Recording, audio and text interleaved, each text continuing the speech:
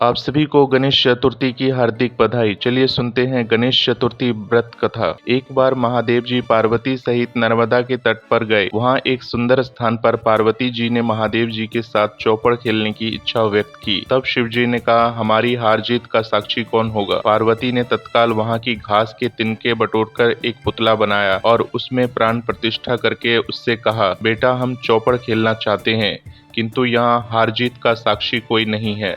अतः खेल के अंत में तुम हमारी हार जीत के साक्षी होकर बताना कि हम में से कौन जीता कौन हारा। खेल आरंभ हुआ। देवयोग से तीनों बार पार्वती जी ही जीती। जब अंत में बालक से हार जीत का निर्णय कराया गया तो उसने महादेव जी को विजयी बताया। परिणाम स्वरूप पार्वती जी ने क्रुद्ध होकर उसे एक पांव से लंगड़ा होने और वहां के कीचड़ में पड़ा रहकर दुख भोगने का श्राप दे दिया। बालक ने विनम्रता पूर्वक कहा, माँ मुझसे अज्ञानवश ऐसा हो गया, मैंने किसी कुटिलता या देश के कारण ऐसा नहीं किया, मुझे क्षमा करें तथा श्राप से मुक्ति का उपाय बताएं। तब ममता रूपी माँ को उस पर दया आ गई और वे बोली, यहाँ नाग कन्याएं गणेश पूजन करने आएंगी, इनके उपदेश से तुम गणेश व्रत करके मुझे प्राप्त करोगे। इतना कहकर वे कैलाश पर्वत पर चली गई। एक वर्ष बाद वहाँ श्रावण में नाग कन्याएं गणेश पूजन के लिए आई। नाग कन्याओं ने गणेश व्रत करके उस बालक को भी व्रत की विधि बताई। तत्पश्चात बालक ने 12 दिन तक श्री गणेश जी का व्रत किया। तब गणेश जी ने उसे दर्शन देकर कहा, मैं तुम्हारे व्रत से प्रसन्न हूँ, मनोवांछित वर मांगो। बालक बोला, भगवान मेरे पाँव में इतनी शक्ति दे दो कि मैं कैलाश पर्वत पर अपने माता पिता के पास पहुंच सकूं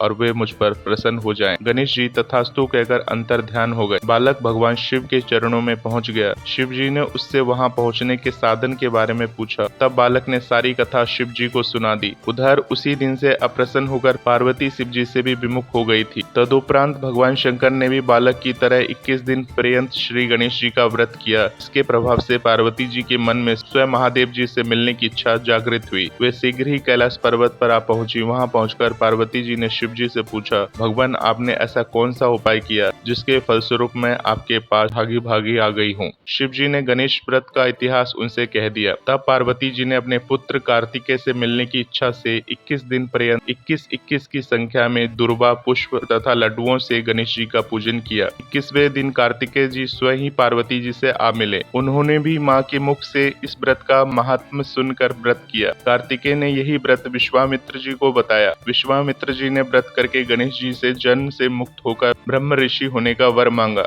गणेश जी ने उनकी मनोकामना पूर्ण की। ऐसे हैं श्री गणेश जी जो सबकी कामनाएं पूर्ण करते हैं। गणेश चतुर्थी की दूसरी कथा के अनुसार एक बार महादेव जी स्नान करने के लिए भोगावती गए। इनके जाने के पश्चात पार्वती ने अपने तन के मैल से एक पुतला बनाया और उसका नाम गणेश रखा। पार्वती ने उनसे कहा, हे पुत्र तुम एक मुद्गल लेकर द्वार पर बैठ जाओ, मैं भीतर जाकर स्नान कर रही हूँ।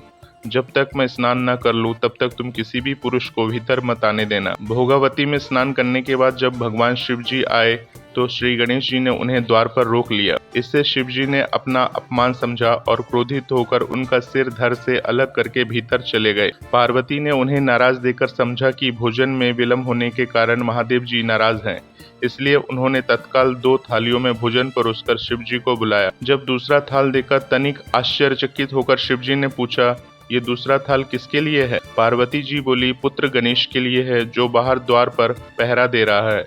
यह सुनकर शिव जी और अधिक आश्चर्यचकित हुए। तुम्हारा पुत्र पहरा दे रहा है? हाँ नाथ, क्या आपने उसे देखा नहीं?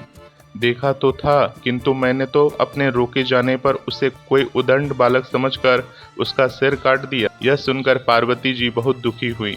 वे विलाप करने लगीं। तब पार्वती जी को प्रसन्न करने के लिए भगवान शिव ने एक हाथी के बच्चे का सिर काटकर बालक के धड़ से जोड़ दिया। पार्वती जी इस प्रकार पुत्र गणेश को पाकर बहुत प्रसन्न हुई। उन्होंने पति तथा पुत्र को प्रीतिपूर्वक भोजन कराकर बाद में स्वयं भोजन किया। यह घटना भाद्रपद शुक्ल चतुर्थी को हुई थी, इसलिए यह तिथि पुण्य पर्व के रूप में मनाई जाती है। जय श्री गणेश, जय श्री श्याम, जय श्री राधे।